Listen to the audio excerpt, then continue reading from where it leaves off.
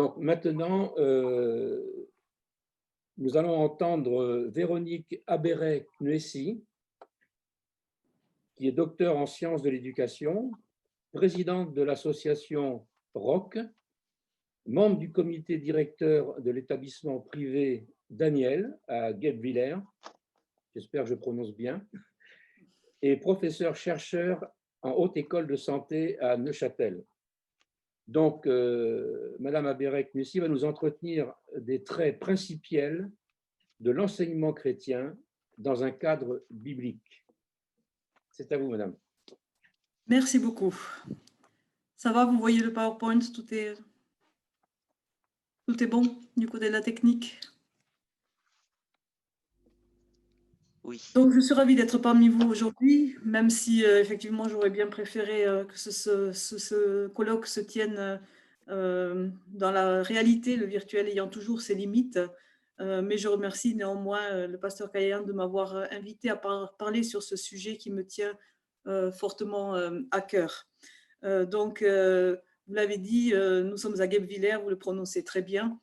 C'est un établissement chrétien dont j'ai l'honneur d'être la présidente depuis quelque temps et qui a été fondé par Luc Bussière et la famille Buche. Luc Bussière, Manuela Bussière et la famille Buche au départ en 86, qui aujourd'hui compte 200 enfants, un établissement hors contrat, donc des enfants qui sont de la maternelle jusqu'à la terminale. Je prendrai quelques exemples de cet établissement pour illustrer mon propos ce matin sur les traits principiels de l'enseignement chrétien. C'est un thème très vaste qu'il est difficile de résumer en si peu de temps. Je vais essayer d'être concise. J'illustrerai donc le propos par quelques exemples, mais bien sûr aussi par des passages de l'Écriture qui sont le fondement de ce que nous affirmons, et aussi des passages de certains écrits de théologiens ou de pères de l'Église qui ont brillamment écrit sur ce sujet. Luc Bussière a compilé tout un ensemble de données, réalisé un travail intéressant, important de recension des écrits qui ont été réalisés sur l'éducation chrétienne par les pères de l'Église, par des théologiens de renom, et ça nous permet d'étayer notre propos, de lui donner aussi des assises théoriques. Donc, si je devais résumer l'enseignement chrétien en un mot, je parlerai de restauration. J'expliquerai pourquoi tout au long de mon propos. Beaucoup de choses ont déjà été plus ou moins abordées à juste titre par Pierre Berthoud, et nous allons retrouver certains aspects. Je vais illustrer mon propos, je vais le diviser en 5 parties qui sont pour moi 5 caractéristiques fondamentales de ce qu'est l'éducation chrétienne, que nous considérons comme fondamentale aussi dans notre établissement, qui sont à la base de notre projet d'établissement. 5 dimensions qui distinguent l'éducation chrétienne. Donc, voilà. Ces 5 dimensions, 5 axes fondamentaux sont le regard que l'on porte sur l'enfant et sa famille, le regard que l'on porte sur l'enseignement et la pédagogie, sur le statut de la connaissance, sur la formation du caractère et sur la dimension spirituelle. Donc, si nous regardons tout d'abord le regard sur l'enfant et la famille, force est de constater que notre vision diverge de la vision contemporaine dans la mesure où nous n'avons pas le même présupposé. En effet, nous avons le présupposé que l'enfant n'est pas bon de nature, contrairement à ce qui a été affirmé par des philosophes comme Rousseau. Nous considérons que l'enfant est affecté par la chute en Éden, et qu'il y a la nécessité d'une restauration. C'est Romains 3, 23 qui nous dit que tout homme est affecté par la chute.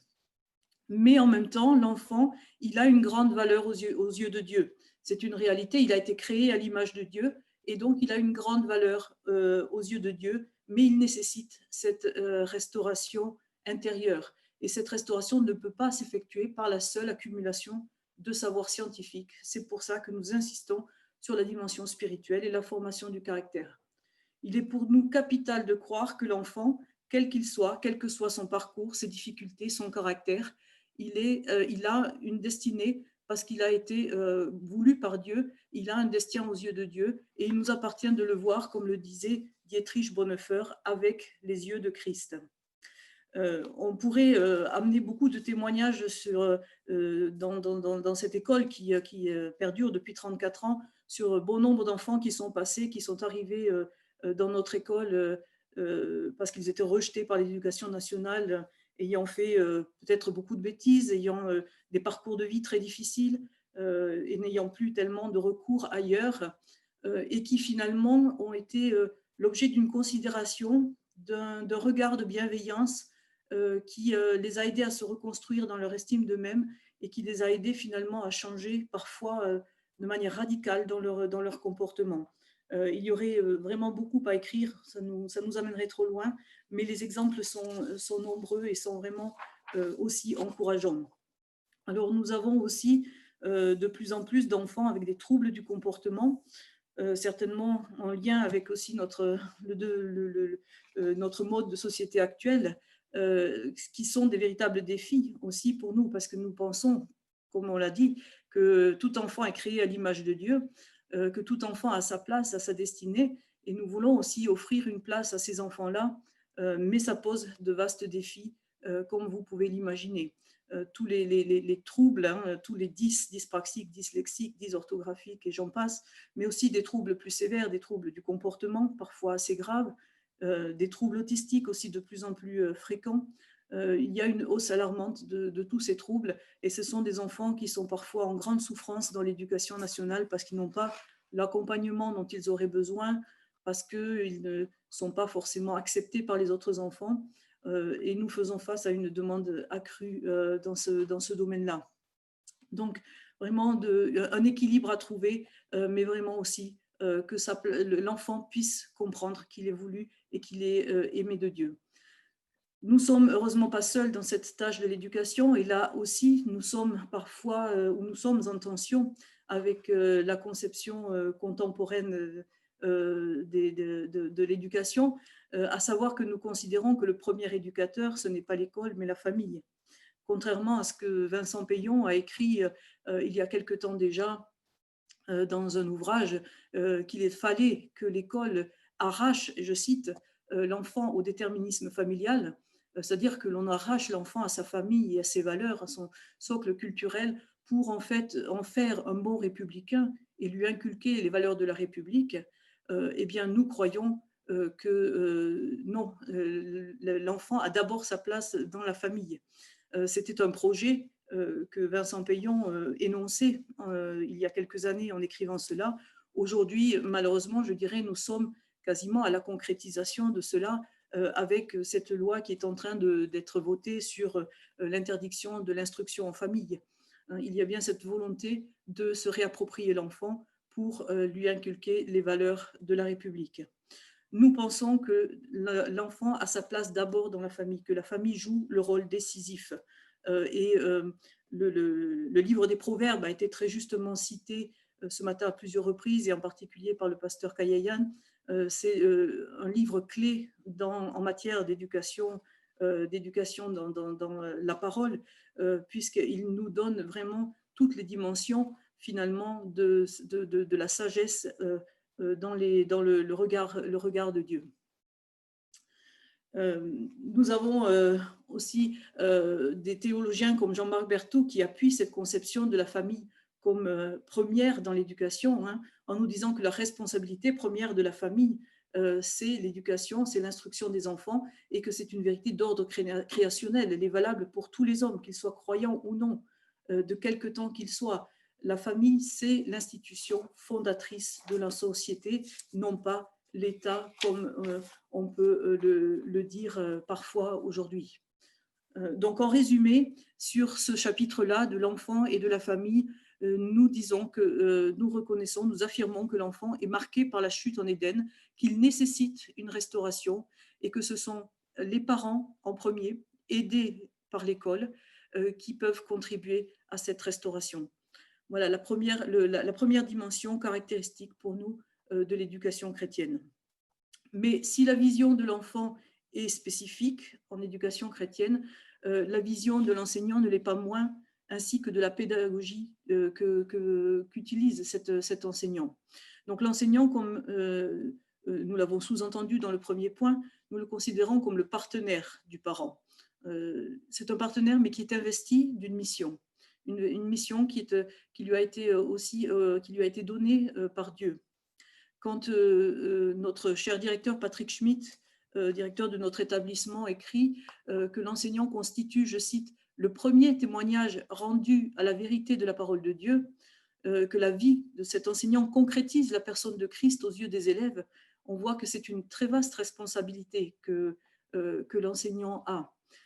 Certes, il a bien sûr comme mission de transmettre des connaissances et des connaissances de qualité. Nous insistons beaucoup sur l'excellence et puis quelque part l'importance de transmettre des connaissances et un bon niveau de connaissances. Et les résultats scolaires que nous avons, malgré le fort taux d'enfants en difficulté, démontrent que nous avons vraiment cela à cœur. Mais nous considérons que ces connaissances ne sont pas une fin en soi. Elles n'ont de sens qu'à partir du moment où elles s'intègrent dans un tout cohérent, ce tout cohérent étant le plan de Dieu pour l'humanité. Pour nous, la connaissance n'a un but que du moment où elle s'intègre dans cet ensemble-là. Donc l'enseignant, il a comme but de transmettre une connaissance, mais qui est comprise à la lumière de la révélation. Donc il va être en charge de restaurer 3 dimensions chez l'enfant. D'abord, la restauration en l'enfant de l'image de Dieu, la restauration de la connaissance comme insérée dans cette œuvre globale divine, dans ce plan divin, et enfin la restauration de la relation à Dieu et à ses semblables. Donc c'est une triple restauration qui se fait selon la pensée biblique. Et le maître est là, le maître d'école, l'enseignant est là pour aider à cette restauration, mais en étant lui dans une position de serviteur auprès de ce maître et serviteur auprès des enfants investis de cette mission. Il est donc dans une posture d'humilité, étant lui-même dans un continuel apprentissage au pied du Seigneur. Donc nous attendons de nos enseignants qu'ils aient une vie de foi, de communion avec le Seigneur, pour être à la fois inspirés dans leur transmission, pour être inspirés dans leur pédagogie, dans leurs moyens didactiques aussi, mais aussi pour être capables d'aimer tous les enfants, de les aimer avec ses yeux de Christ, comme dit Bonhoeffer, hein, de les aimer vraiment chacun pour ce qu'ils sont aux yeux de Dieu. Donc c'est une vaste mission, comme je le disais tout à l'heure. Et voilà cette phrase donc, de Patrick Schmitt, le premier témoignage rendu à la vérité de la parole de Dieu, avec une vie qui concrétise la personne de Christ aux yeux des élèves. L'enseignant, finalement, il est au service du roi, le roi avec un grand R, évidemment, le Seigneur. Il est dans une relation étroite avec lui et c'est de lui qu'il tire son inspiration, ses compétences, sa patience, et Dieu sait qu'il en faut, et sa posture. Et Erasme, donc philosophe et théologien, affirme cela en disant que finalement la tâche du maître d'école, elle est très proche de celle du roi. Selon Erasme, les foules pensent que c'est une tâche humble et pourtant lui considère que c'est l'occupation la plus noble. Et Luther ira même encore peut-être plus loin en affirmant que c'est une activité, le maître d'école, donc la tâche de l'éducation, une activité qui est du même rang d'importance que celle de la prédication, voire même supérieure, hein, puisqu'il dit, moi, si je pouvais ou si je devais abandonner l'office de la prédication et d'autres occupations, il n'est donc nulle fonction que j'exercerais aussi volontiers que celle de maître d'école. Et quand il parle de la prédication, il dit qu'il ne sait même pas laquelle finalement de ces 2 occupations est la meilleure. Donc on voit à quel point Luther considère l'importance de l'éducation chrétienne. C'est une tâche noble, non pas parce que l'enseignant aurait des qualités particulières, mais bien parce que c'est une tâche qui est confiée par Dieu et qui se vit dans la dépendance de Dieu. Elle se vit dans la dépendance de Dieu également par rapport aux outils que l'enseignant utilise et aussi à la pédagogie. Et là, quand on parle de pédagogie, on est à nouveau dans une vision qui diffère un petit peu de celle de nos contemporains, à savoir que la pédagogie reste un outil. Donc, 2 écueils majeurs quand on parle de pédagogie. le premier, c'est de considérer la pédagogie comme une fin en soi. Et de nombreux chercheurs des sciences de l'éducation ont écrit sur le sujet. C'est un sujet qui a fait couler beaucoup d'encre, en particulier au siècle dernier et au début de ce siècle. On a estimé que finalement, en partant de cette autonomisation de l'être humain, comme l'a soulevé Pierre Berthoud, et bien finalement, on se dit que l'humain va tout pouvoir. C'est un petit peu un reliquat du positivisme d'Auguste Comte, hein, de sa techné, la technique doit tout pouvoir résoudre. Donc finalement, il nous faut trouver des moyens adéquats et on pourra tout faire. L'enfant qui n'apprend pas, c'est parce qu'on n'a pas trouvé la bonne pédagogie. Trouvons la bonne pédagogie et l'enfant apprendra. On se rend compte tout doucement que ce n'est pas aussi simple. Et ce n'est pas aussi simple parce que la pédagogie n'est pas une fin en soi. Alors, si je prends juste 2-3 exemples de pédagogie pour montrer que nous ne sommes pas non plus exclusifs, nous ne mettons pas de côté le bébé avec l'eau du bain, mais nous choisissons d'avoir une autre compréhension des choses et de ne pas considérer comme une fin en soi. Si nous prenons l'exemple du socio-constructivisme, qui est un paradigme pédagogique très actuel, nous pouvons dire que nous y adhérons. Nous considérons que la connaissance se construit comme un puzzle et qu'il faut ancrer les connaissances dans des choses connues. Mais en même temps, le présupposé qui est à la base est très différent. C'est-à-dire que nous considérons, oui, que la connaissance se construit, mais le puzzle, finalement, c'est ce plan de Dieu de l'humanité. Donc, c'est un puzzle qui est fini, qui est ordonné, qui est dans un tout ordonné. Et le socioconstructivisme va aider à construire certaines pièces pour ce tout coordonné. Nous ne considérons pas que le présupposé, c'est on va construire des pièces au gré, aux aléas un petit peu de ce qu'on rencontre pour finalement être dans quelque chose qui est de pur hasard. Donc le présupposé est différent et nous utilisons l'outil. Il en est de même quand on parle de pédagogie par projet. C'est très à la mode, hein, faire des projets, c'est très... et nous considérons que c'est extrêmement vertueux, qu'il y a une vertu à utiliser la pédagogie par projet. Elle a tout à fait des aspects tout à fait positifs. Néanmoins, soyons attentifs à ne pas nous focaliser dessus et considérer à nouveau l'outil comme l'absolu, puisque à ce moment-là, on va tomber dans les excès. Et l'excès d'une pédagogie par projet, c'est de tomber dans l'utilitarisme et dans le conséquentialisme. C'est les enfants qui vous disent de plus en plus, mais à quoi ça sert? À quoi ça sert que j'apprenne? Si on n'en voit pas l'utilité directe, ça n'a aucun sens. Et en faisant ça, eh bien, on porte atteinte au savoir fondamentalement. Et des sociologues ou des philosophes, même qui ne sont pas chrétiens, ont mis en garde contre cette perte de la culture. Déjà, Michel Foucault le disait, hein, on porte atteinte directement à la culture par cette vision utilitariste et extrêmement superficielle, finalement, de la connaissance. Voilà, ce sont 2 exemples. On pourrait aussi citer l'évaluation qui a ses lettres de noblesse depuis un certain temps, mais qui s'exerce de manière à finalement encourager une compétition et mettre une pression sur les enfants qui est absolument qui est très forte et qui a, on le voit aujourd'hui, nous aussi, au niveau universitaire, des répercussions très importantes en termes d'identité et des manques de confiance en soi, de problèmes d'estime de soi de nos jeunes. Ce sont tous des exemples qui montrent que ces pédagogies ou ces mouvements, ces paradigmes ont de l'intérêt, mais doivent rester à leur place. Il y a un autre écueil quand on parle de pédagogie et qui est plus d'ordre relationnel. C'est un écueil qui est lié au fait de croire effectivement que l'enfant est bon de nature, que c'est la société qui le corrompt, qu'on dit Rousseau. Hein. Avoir ce présupposé, ça nous conduit à penser qu'il n'y a nul besoin d'autorité. Ça nous conduit à penser que finalement l'enfant est un peu notre égal et il va suffire de beaucoup de bienveillance pour l'amener là où on veut l'amener, donc à la connaissance. Voilà, c'est partir de ce présupposé-là et que la bienveillance va être suffisante. C'est se méprendre sur la notion d'autorité déjà, puisque effectivement, l'autorité, on la confond souvent avec le pouvoir. Et c'est vrai que dans les siècles passés, le maître d'école a souvent exercé un pouvoir coercitif extrêmement dommageable pour les enfants. Donc, évidemment que nous ne sommes pas dans ce propos-là.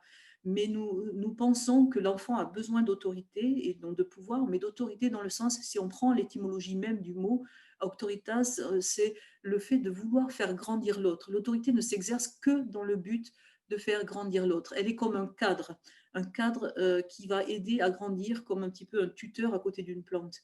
Et honnêtement, quand on parle de bienveillance, pour nous, c'est de l'ordre de la bienveillance que d'exercer l'autorité parce que l'enfant a besoin de ce cadre.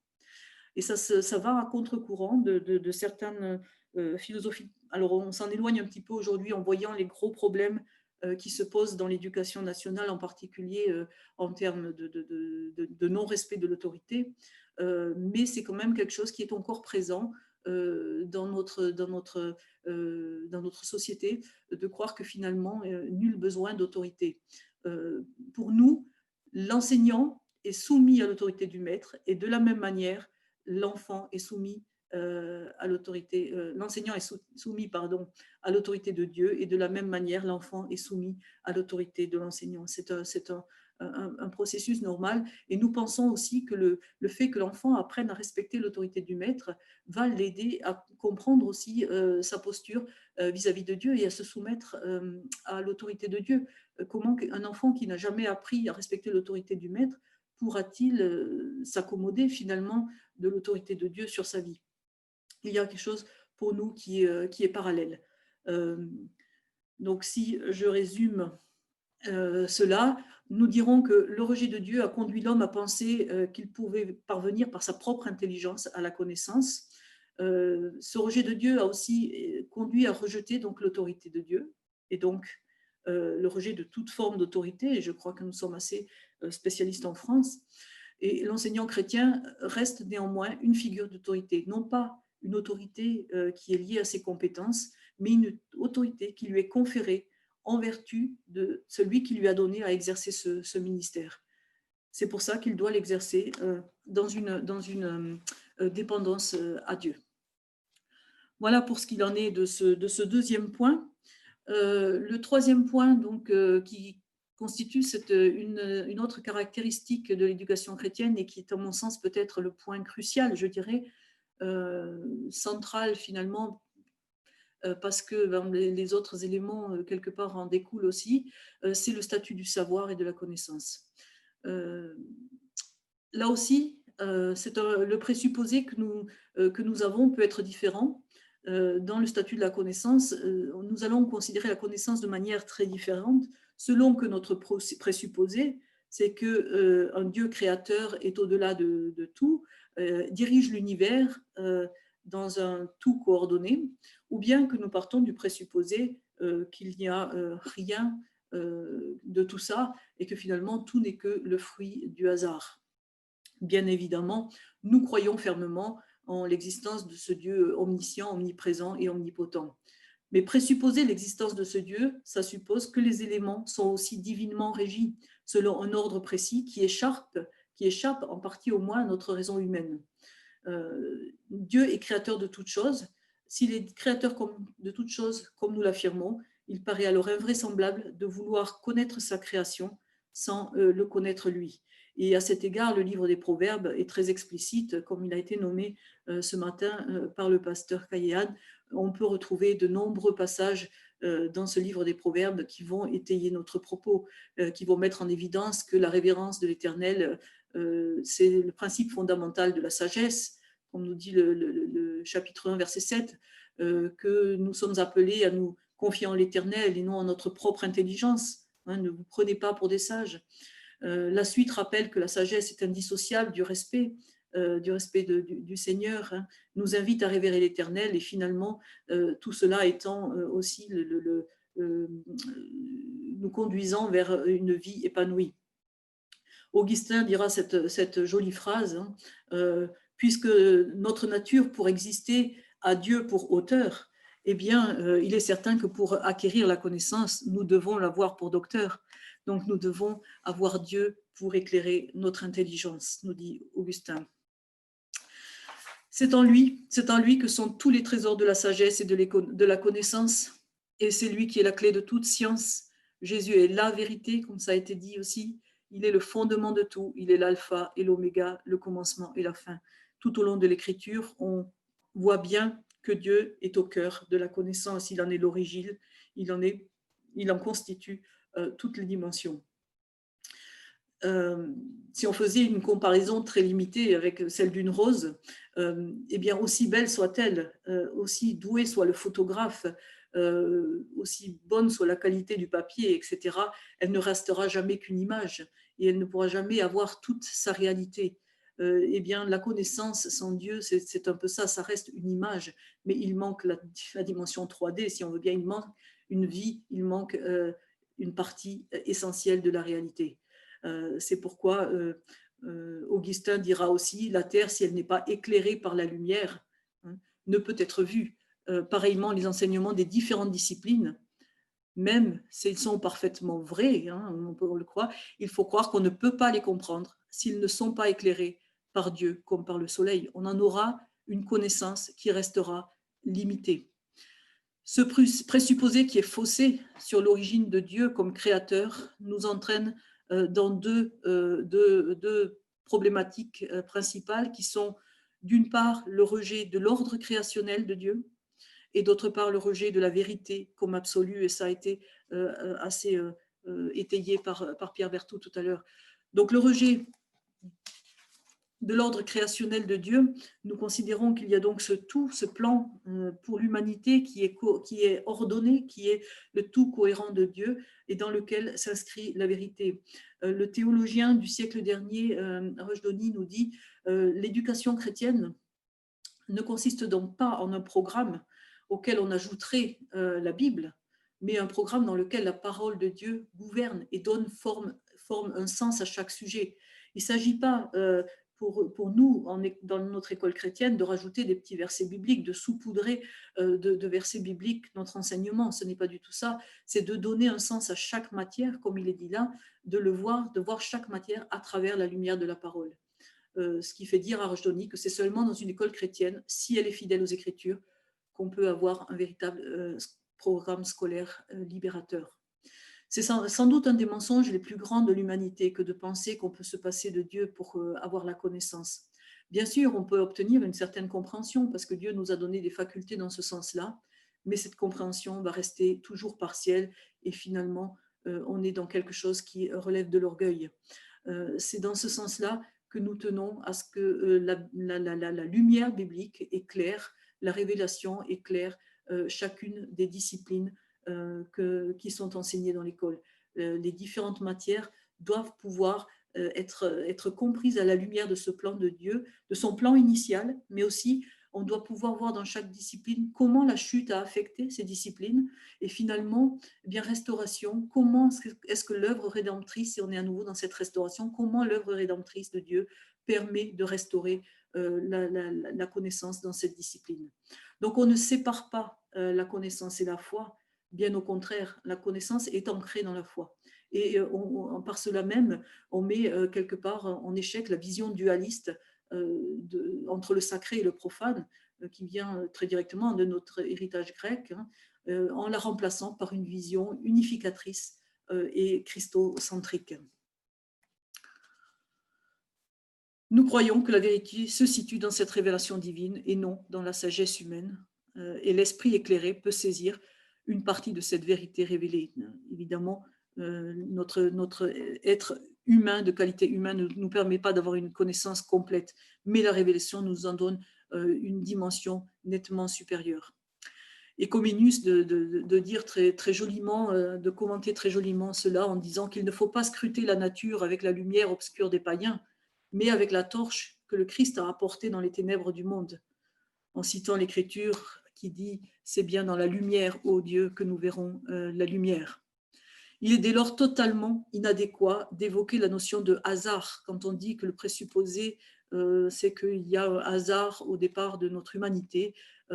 On est en contradiction totale avec ce que je viens d'exposer, sauf à dire que, comme le disait Einstein, que le hasard serait la providence de Dieu. Mais quelque part, ce sont donc des choses qui ne sont pas compatibles. Et à nouveau là, nous sommes quelque part en tension avec la conception contemporaine de la connaissance. Or, si on dit qu'il n'y a pas de hasard, on ne peut pas dire non plus qu'il n'y a pas d'absolu. Affirmer qu'il y a un Dieu créateur, c'est vouloir affirmer qu'il y a une vérité absolue. Et comme ça a été relevé dans l'exposé juste avant, effectivement, c'est quelque chose qui est très difficile à entendre pour nos contemporains. Depuis que nous avons basculé, en particulier avec le siècle des Lumières, dans cet humanisme athée qu'a évoqué Pierre Berthoud, eh bien, nous avons mis l'humain au centre et quelque part Dieu de côté, mais en mettant Dieu de côté, nous avons mis aussi toute valeur absolue de côté, ce qui signifie qu'il n'y a plus de référent absolu. Donc finalement, toutes les valeurs se valent. Et Voltaire, qui pourtant n'était pas un très grand ami de Dieu, est quand même arrivé à la conclusion de dire qu'il a montré les limites de ce relativisme en disant, mais finalement, si les valeurs se valent, eh bien les valeurs ne valent plus rien. Et c'est un peu ça. Qui peut prétendre avoir des valeurs supérieures à quelqu'un d'autre ou une vérité qui soit supérieure à quelqu'un d'autre? On voit bien que le relativisme ne s'accorde pas du tout avec la conception d'une vérité absolue. Or, voilà, nous considérons que la vérité, elle est une personne, et la vérité, elle est absolue. Dieu est le Dieu de la vérité et elle est unique. Donc là, c'est certainement quelque chose qui nous fait passer pour intolérants parce que nous ne sommes pas dans ce relativisme ambiant. Ça s'accommode mal de cette pensée contemporaine. Pourtant, nous l'affirmons, la vérité, elle est unique et absolue. Et si nous nous basons sur la citation de Rushdoony à nouveau, il nous dit que l'éducation humaniste athée, elle inculque aux élèves les prémices en fait de Genèse 3.5, puisqu'elle pousse l'homme à être son propre Dieu. Puis il n'a plus besoin, Dieu n'est plus là, donc c'est l'homme qui devient son propre Dieu, qui détermine pour lui-même ce qui est bien ou mal. Quand Spinoza dit une chose n'est pas bonne en soi, elle est bonne parce que moi je considère qu'elle est bonne, eh bien il se met réellement à la place de Dieu. Donc, les philosophes modernes de l'éducation chrétienne soulignent souvent avec énergie qu'il n'y a pas de réponse définitive, d'où évidemment leur hostilité à la Bible, qui affirme au contraire qu'il y a une vérité et qu'il faut accepter finalement qu'il y ait en dehors de l'homme quelqu'un qui est au-delà pour juger. Évidemment, ça c'est quelque chose qui n'est pas très plaisant. Donc, les opposants de l'éducation chrétienne diront en fait qu'on cherche à inculquer des valeurs. Ce qu'on nous reproche, c'est de vouloir inculquer des valeurs. Ce que nous allons leur répondre, c'est qu'ils ont tout à fait raison. Nous cherchons à inculquer des valeurs, effectivement. Là où peut-être ils se trompent, c'est qu'on est dans cette illusion de la neutralité. Ça a aussi été évoqué un petit peu avant. Nos contemporains sont dans l'illusion qu'une éducation sécularisée peut être neutre. Or, force est de constater que c'est vraiment une illusion, une utopie complète. Il suffit de s'attarder un tout petit peu sur les chercheurs qui ont examiné la notion de valeur dans les dernières 50 années. Je pense à Parsons, Kluckhohn, Schwartz pour être dans les plus récents. Tous s'accordent à dire que les valeurs sont inséparables de l'humain. C'est-à-dire que nous véhiculons, que nous le voulions ou non, que nous soyons conscients ou non, nous véhiculons des valeurs. Et nous sommes quelque part imbibés de valeurs. Elles sont malgré nous, elles sont là, elles sont toujours présentes et un enseignant ne peut jamais enseigner sans transmettre des valeurs, que ce soit dans ce qu'il dit, mais aussi dans ce qu'il fait, dans sa manière d'être, dans sa manière de considérer l'enfant, il véhicule des valeurs. Donc la question qui se pose, ce n'est pas de savoir est-ce qu'on doit soumettre l'enfant à des valeurs chrétiennes, c'est de savoir à quelles valeurs est-ce que nous voulons soumettre nos enfants, puisque des valeurs, il y en a. Et là, je laisserai à votre appréciation de regarder les ouvrages scolaires qui ont été édités les dernières années. Je les regarde régulièrement avec les enseignants dans notre école, donc un petit peu les livres que nous recevons en exemplaires à la fin de l'année, et je trouve à la fois hallucinant, édifiant et terrifiant ce qui s'y trouve. Ce ne sont pas seulement des valeurs qui sont éloignées des valeurs bibliques, mais ce sont des valeurs qui sont de plus en plus complètement opposées aux valeurs bibliques et que l'on fait passer pour des valeurs étant la norme. Donc vraiment une inversion des valeurs comme on peut le voir à la fin des Écritures. Donc il n'y a qu'à regarder ces ouvrages-là et vous verrez que la neutralité est loin d'être ce qu'on prétend qu'elle est. Chacun peut aller regarder par soi-même. Les valeurs, elles nous imprègnent sur le plan cognitif, donc dans notre intellectuel, mais aussi dans tous nos affects, dans ce qu'on peut ressentir et sur le plan de nos jugements, de nos décisions. Donc sur le plan cognitif, elles sont partout et on les véhicule partout malgré nous. Rushdoony nous dira, ceux qui nous demandent d'être larges d'esprit, qui ont une approche du monde et des faits en disant avoir un esprit large et neutre, nous demandent en fait de présupposer un monde qui est le pur produit du hasard et non de Dieu. Ils nous demandent de ne pas tenir compte du facteur le plus déterminant, qui est celui de Dieu comme créateur, et de présupposer finalement que les faits sont le pur produit du hasard. Il est donc vraiment important de savoir à quelle valeur nous avons affaire, de savoir au niveau de tout ce qui est véhiculé dans notre société, que ce soit par les connaissances, par les médias, mais aussi ce qui est véhiculé à travers les jeux, à travers les divertissements qui sont proposés, etc. Il est important de savoir quelles sont les valeurs qui sont derrière, quels sont les présupposés qui sont derrière, parce que finalement, l'information que ça nous donne, c'est quel Dieu nous servons. C'est finalement ça qui est au cœur de la problématique. Et Paul nous invite dans ce verset très bien connu de Romains 12,2 à ne pas nous conformer à ce siècle, mais à être transformés par le renouvellement de notre intelligence pour discerner la volonté de Dieu, ce qui est bon, agréable et parfait aux yeux de Dieu. Il y a donc une véritable injonction au discernement. Et nous tenons vraiment à travailler cette dimension-là dans notre établissement. C'est un point essentiel que nous mettons à travailler avec les enfants. Nous ne voulons pas les mettre à l'abri du monde, nous voulons qu'ils puissent comprendre le monde. Donc ça signifie qu'ils puissent comprendre quelles sont les valeurs qui sont là, qu'est-ce qui est derrière, et décrypter finalement ces valeurs en utilisant ce discernement. En résumé, nous dirons que ce statut de la connaissance, il est profondément affecté dans notre monde contemporain par le rejet de Dieu comme autorité, par le rejet de Dieu comme source de connaissance, par le rejet de Dieu dans son ordre créationnel, le monde qu'il a créé, et par le rejet de la notion d'absolu qui s'accorde fort mal, évidemment, du relativisme ambiant. D'où la nécessité d'une restauration, une restauration, comme je le disais au départ, de Dieu comme créateur, de Dieu comme source de sagesse, de Dieu comme source de vérité. C'est une restauration qui est essentielle, mais en même temps qui ne doit pas rester purement dans le domaine intellectuel. C'est une restauration qui restaure l'être entier. Et c'est pourquoi nous insistons beaucoup, ce sera mon 4e point, sur la formation du caractère. Cette restauration doit avoir un impact dans la vie au quotidien. L'esprit critique qui s'exerce, il s'exerce dans un monde qui est vivant, au moyen d'une parole vivante. Donc il ne s'agit pas d'inculquer une morale, mais une compréhension des choses qui trouve ensuite une expression concrète dans la vie de l'enfant. Quand nous sommes invités par Paul dans l'épître aux Thessaloniciens à éprouver toute chose pour retenir ce qui est bon, Paul nous dit tout de suite après, abstenez-vous de tout mal. Il y a donc un lien direct entre le discernement et le comportement. On voit que les deux sont intimement liés. Et loin de vouloir tenir les enfants à l'écart du monde, au contraire, nous souhaitons qu'ils puissent comprendre les valeurs du monde pour être aussi capables d'avoir le comportement, le positionnement qui va être en cohérence avec leur foi, avec leur croyance. C'est vraiment ces deux aspects sont intimement liés. On ne peut pas dissocier l'intellect du caractère. Comme le dit l'apôtre Paul, supposons que j'ai le don de prophétie, que je comprenne tous les secrets, que je possède toute la connaissance et même que j'ai dans toute sa plénitude la foi qui peut déplacer les montagnes.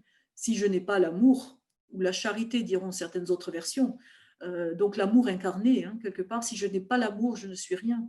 L'amour doit être incarné dans les actes. Il doit y avoir un lien entre ce que je suis, ce que je crois et les actes.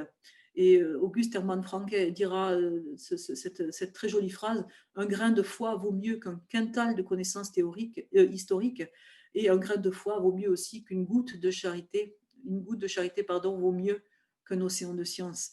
Donc, quelque part, l'insistance sur l'action, le caractère qui va au-delà de la connaissance intellectuelle. Nous ne voulons pas faire des têtes bien pleines et des hommes qui restent dans une tour d'ivoire, mais nous voulons des hommes et des femmes qui vivent en cohérence avec ce qu'ils croient et qui se mettent au service de la société dans laquelle ils sont.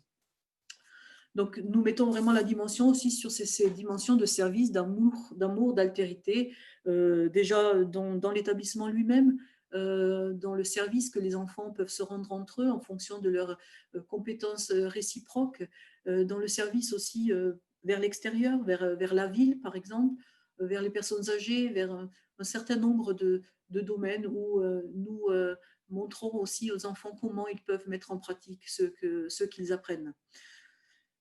Tout cela, c'est bien beau, ces 4 dimensions que je viens vous nommer sur l'éducation chrétienne, ces caractéristiques, mais elles ont un fondement qui est essentiel, qui constituera mon 5e et dernier point, qui est la prière et le soutien spirituel. Comme je l'ai dit, je ne suis pas depuis très très longtemps dans cette œuvre-là, mais le peu que j'ai déjà entendu dessus, ça constituerait un ouvrage à part entière sur les bénédictions qui ont été déversées sur cette œuvre. Elle aurait dû fermer depuis le premier mois. L'inspecteur d'académie à l'ouverture de l'école avait dit dans un mois, votre école sera fermée. Et il y a eu des tempêtes énormes durant ces 34 années. Il y aurait eu bien des raisons ou bien des possibilités de fermer l'école. Et elle est encore là aujourd'hui. Et elle a grandi et elle est ce qu'elle est aujourd'hui parce qu'il y a derrière une dimension de prière qui est très forte, une dimension de soutien spirituel. Nous sommes bien conscients que si elle en est là, si elle a pu relever les défis, c'est parce que des hommes et des femmes se sont levés pour prier pour cette œuvre. Et il serait vraiment dangereux de se reposer sur notre propre raison, sur nos compétences, sur voilà, tout ce qui est humain, en oubliant que tout finalement vient du Créateur. Donc nous mettons un accent particulier sur cette dimension spirituelle qui s'exprime très, très largement dans la prière à tous les niveaux, que ce soit au niveau du conseil d'administration qui soumet chaque chose, chaque sujet à la prière et l'expose à Dieu, au niveau de la direction bien sûr, mais aussi au niveau de l'équipe dans son entier qui a ces temps de prière, de temps avec les parents pour cela, de temps évidemment pour les enfants, de temps de prière, de temps d'études bibliques tous les matins, de temps de culte hebdomadaire, donc des temps vraiment réguliers qui nous conduisent à nous recentrer sur l'essentiel. Martin Luther insistait bien sûr beaucoup sur cette dimension en disant qu'il fallait instruire le peuple et prendre à cœur ce développement spirituel, créer un peuple chrétien en le pénétrant de l'Évangile et que c'était là pour la nation la seule source du salut. Il disait de manière assez sévère, je ne conseille à personne de placer son enfant là où les Saintes Écritures ne sont pas souveraines. Je crains bien que ces écoles ne démontrent quelles sont les larges portes de l'enfer, à moins qu'elles ne s'efforcent diligemment d'expliquer les Saintes Écritures et de les graver dans le cœur des jeunes.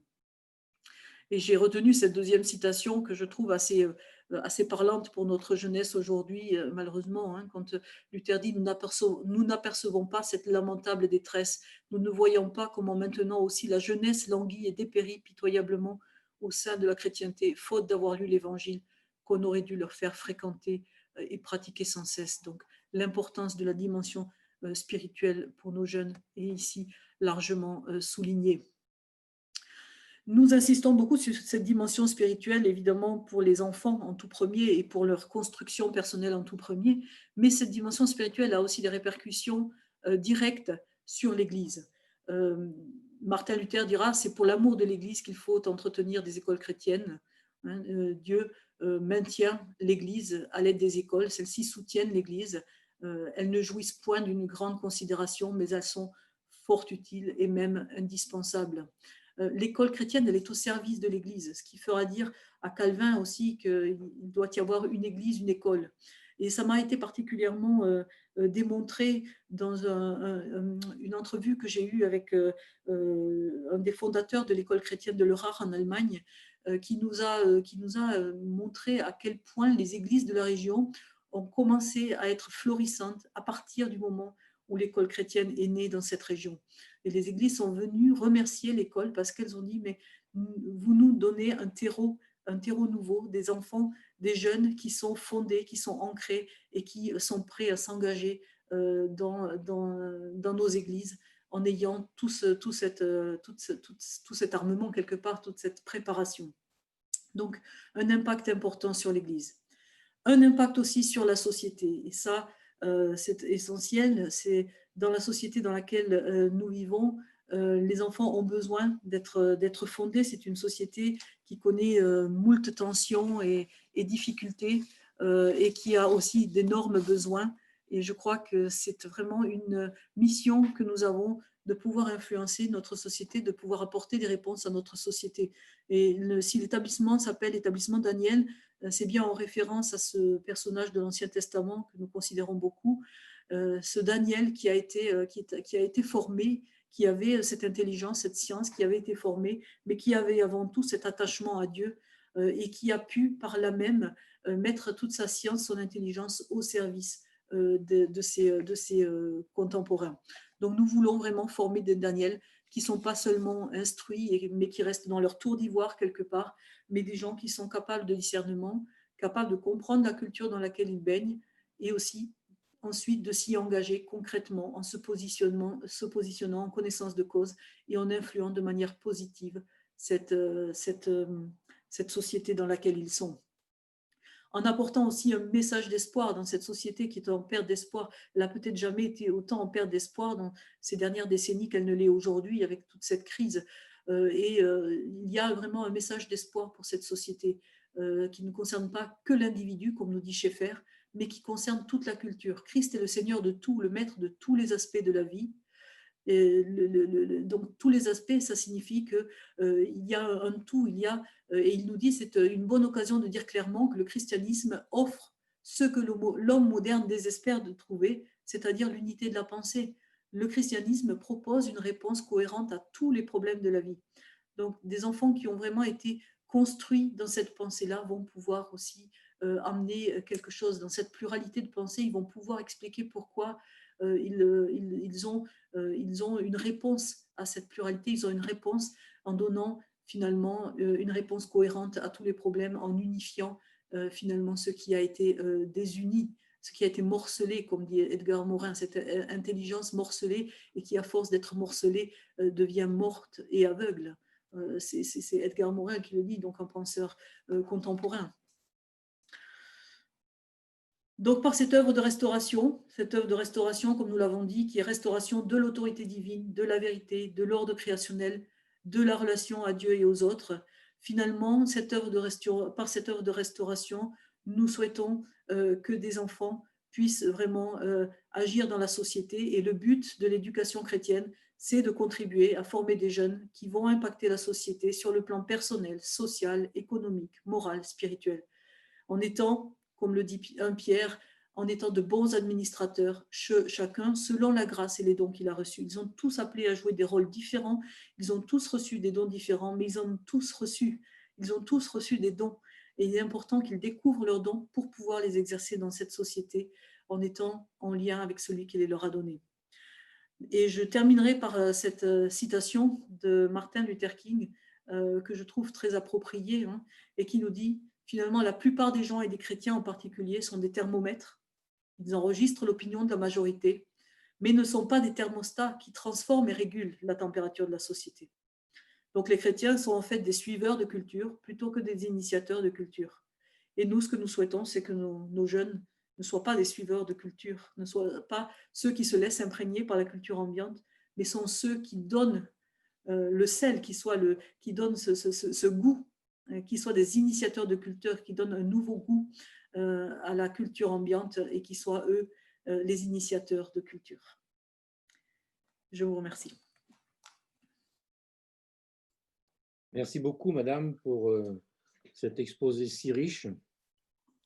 Nous allons maintenant avoir un temps de questions-réponses.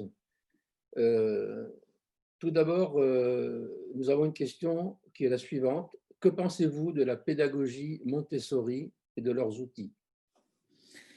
Alors, je reviendrai sur le même propos que j'ai évoqué en parlant de la pédagogie par projet, à savoir qu'il y a des éléments dans la pédagogie de Montessori qui sont tout à fait intéressants et qu'il faut utiliser. En particulier, tout ce qui est de la préhension pour le petit enfant, pour l'aider à comprendre ce mouvement entre la kinesthétique, le toucher et la compréhension intellectuelle des choses est particulièrement favorable. Et là, il serait vraiment inconvenable de jeter à nouveau le bébé avec l'eau du bain. Il faut savoir prendre ce qui est bon. Ce qu'il faut éviter, c'est de prendre la philosophie.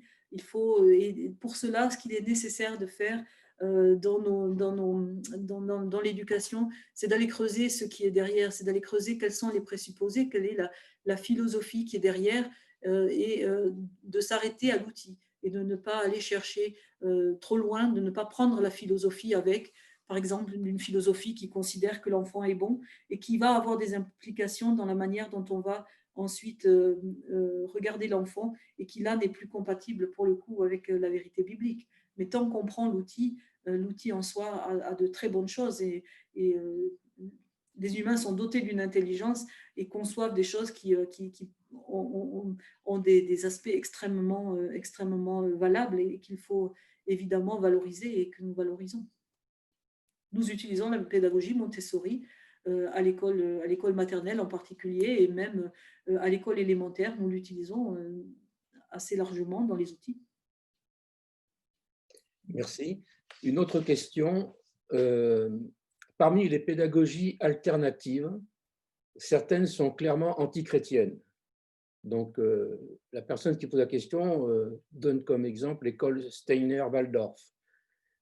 Pensez-vous que certaines pédagogies soient particulièrement adaptées à une école chrétienne? C'est un enseignant qui pose la question.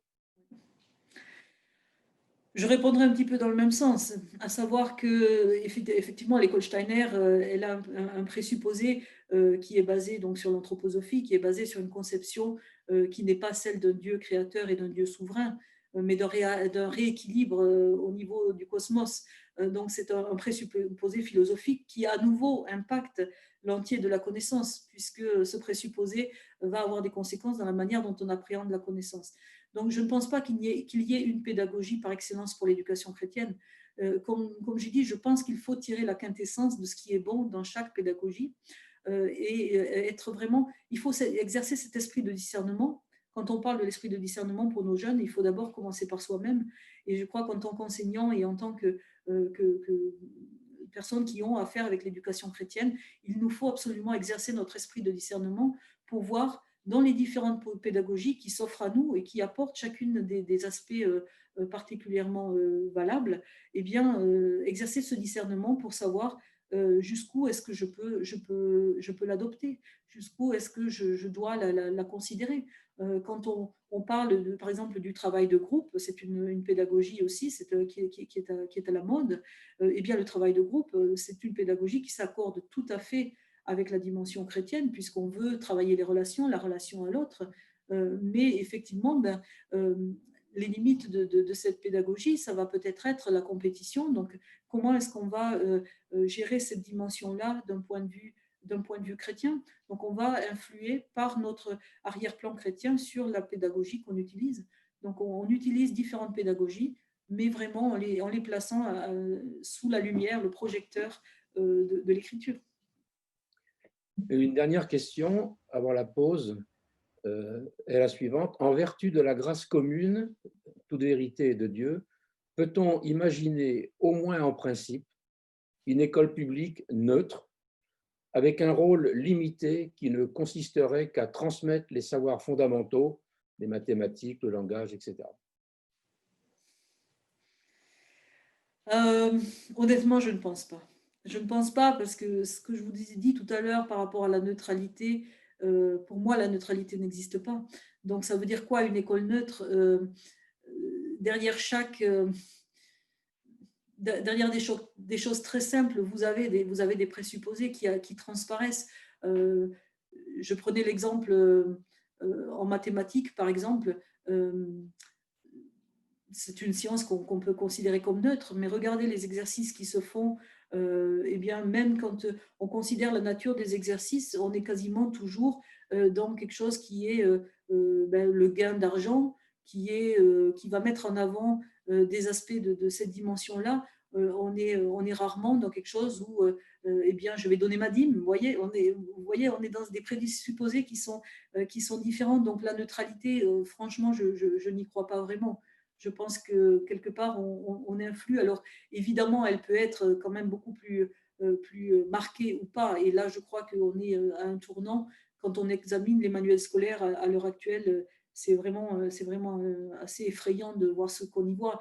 Donc, on est en train de s'éloigner fortement d'une certaine neutralité, même si la neutralité absolue, comme dit, moi, je n'y crois pas, mais on s'en éloigne de plus en plus pour aller vers quelque chose qui est alors vraiment fondamentalement opposé aux écritures. Mais honnêtement, la neutralité complète, personnellement, je n'y crois pas. J'ai grandi dans une école, dans l'école laïque, à un moment de l'histoire où on n'était pas encore dans cet éloignement des écritures, fort heureusement, mais je me souviens d'avoir été quand même aussi impactée par certaines dimensions, certaines cultures qui étaient là et qui ont façonné quand même ma façon de voir malgré moi. Bien, merci beaucoup, madame. Il y a d'autres questions, on les posera, donc, comme je l'ai mentionné au début, à la discussion finale. Donc maintenant, nous allons avoir un moment de pause et nous reprendrons à 11h20. Voilà, bon café.